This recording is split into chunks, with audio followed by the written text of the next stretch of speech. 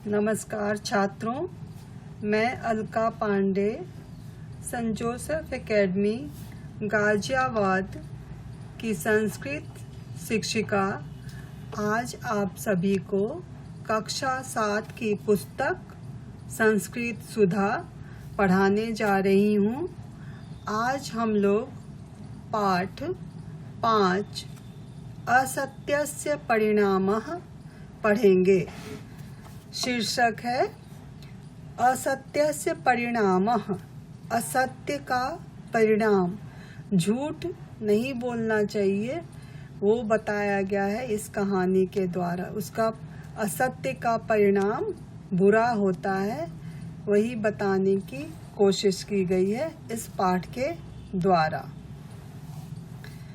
इसका हिंदी अनुवाद आप सभी समझेंगे, सुनेंगे, समझेंगे और फिर लिखेंगे। एकस्य नद्याः तटे रजकाः वस्त्राणि क्षालयन्ति स्म। एक नदी के किनारे धोबी कपड़े धो रहे थे।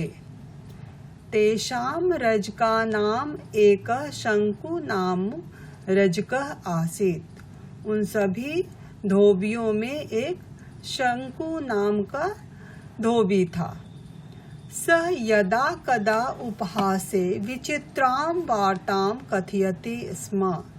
वह कभी कभी मजाक में विचित्र तरह की बातें कहता था।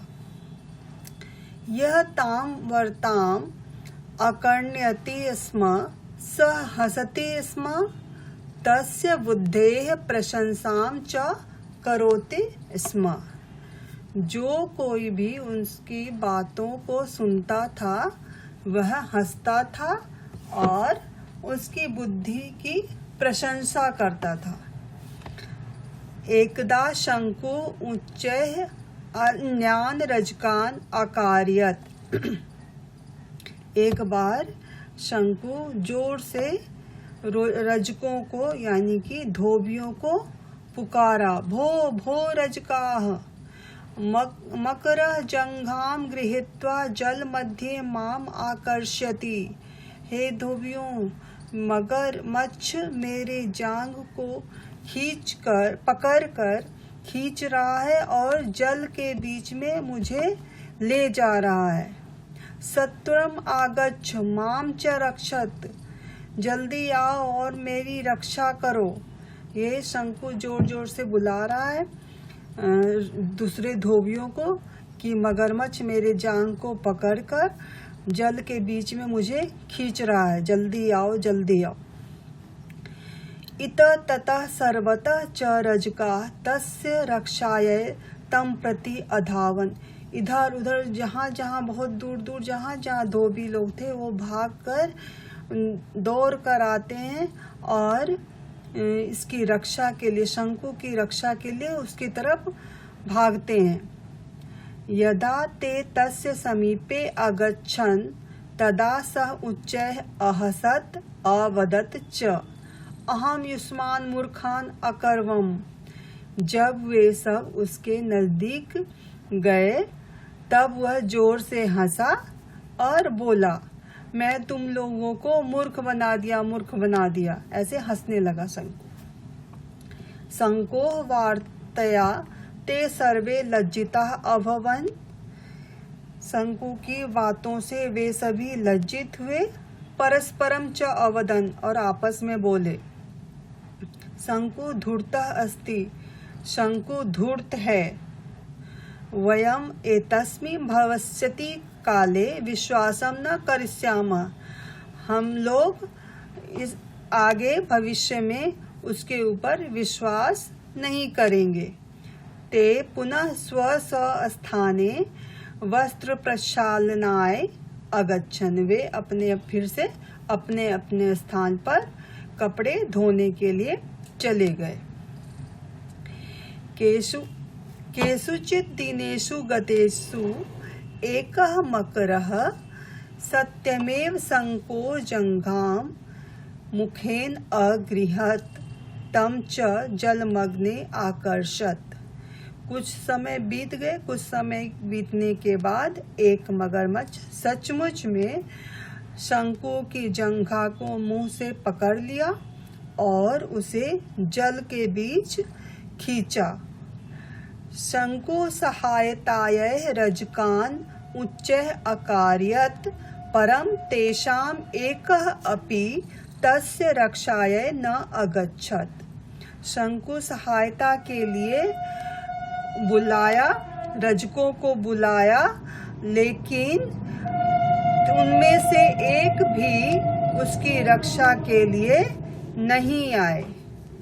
ते अचिंतयन्, उन्होंने सोचा, अवश्यमेव शंकु असत्यमेव वदति यथा सः पूर्वं वदति स्म। अवश्य ही शंकु झूठ बोल रहा होगा जैसे वह पहले भी बोलता आया है।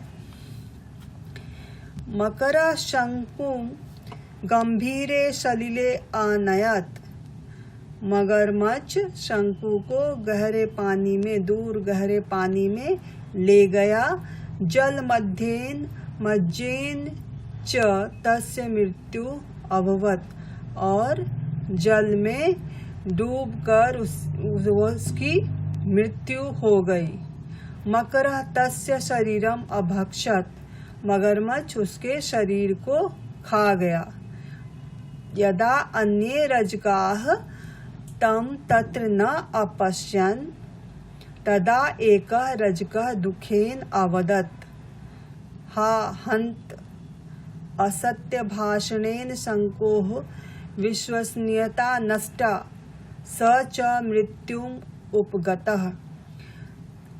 यदा अन्ये रजकाः, जब दूसरे धोबी, तम तत्र न अपश्यन्, उसको वहाँ नहीं देखे, तदा एकः रजकः, तब एक धोबी, दुखेन अवदत्, दुख से बोला, हा हन्त, हाय मर गया, असत्य भाषणेन, असत्य बोलने से, शंकोः विश्वसनीयता नष्टा, शंकु की विश्वसनीयता नष्ट हो गई थी। शंकु पर कोई विश्वास नहीं कर रहा था।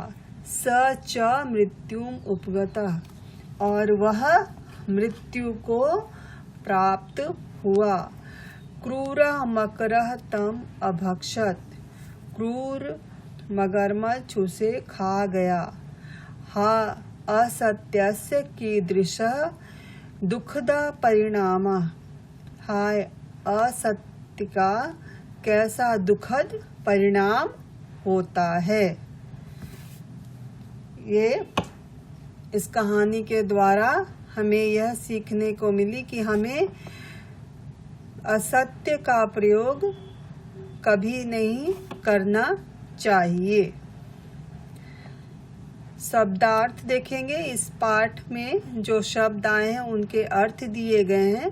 शब्दों के अर्थ, इन सभी शब्दों के अर्थ आप याद करेंगे बच्चों, और अपनी कॉपी में लिखेंगे भी। अभ्यास, एक पद में उत्तर लिखिए। पहला प्रश्न, जो प्रश्न दिए गए हैं उसके उत्तर एक ही पद में देना, पूरे वाक्य में नहीं देना, एक ही पद में उत्तर देना है। के नद्याः तटे वस्त्राणि शाल्यन्ते स्म। कौन नदी के तट पर वस्त्रों को धो रहे थे।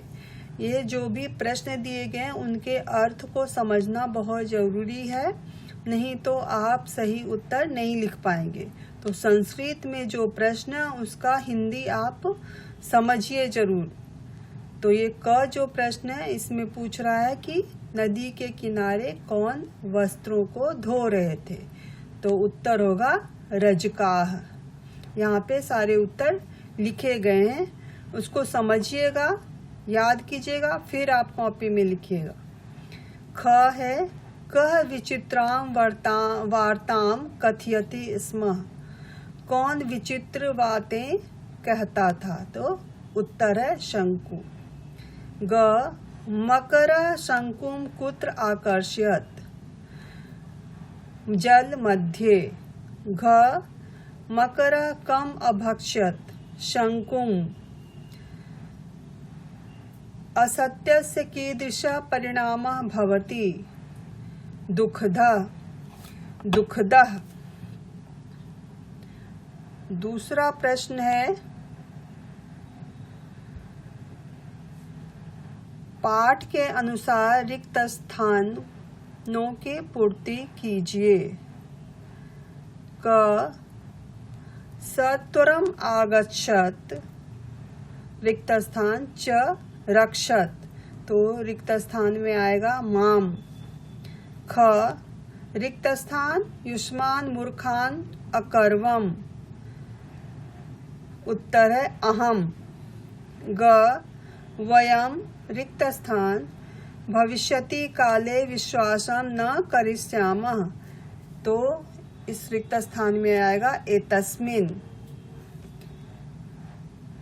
मकरा शंकुम गंभीरे सलिले रिक्त स्थान अनयत। अगला रिक्त स्थान कीदृशः दुःखदः परिणामः, असत्यस्य। तीसरा प्रश्न है, निम्नलिखित का परस्पर मेल कीजिए। परस्पर मेल करना है। तो नद्याः तटे वस्त्राणि शालयन्ति, शंकु रजकः विचित्रां वार्तां बुद्धेः प्रशंसां दुःखदः परिणामः। चौथा प्रश्न है, उदाहरण के अनुसार रिक्त स्थानों की पूर्ति कीजिए।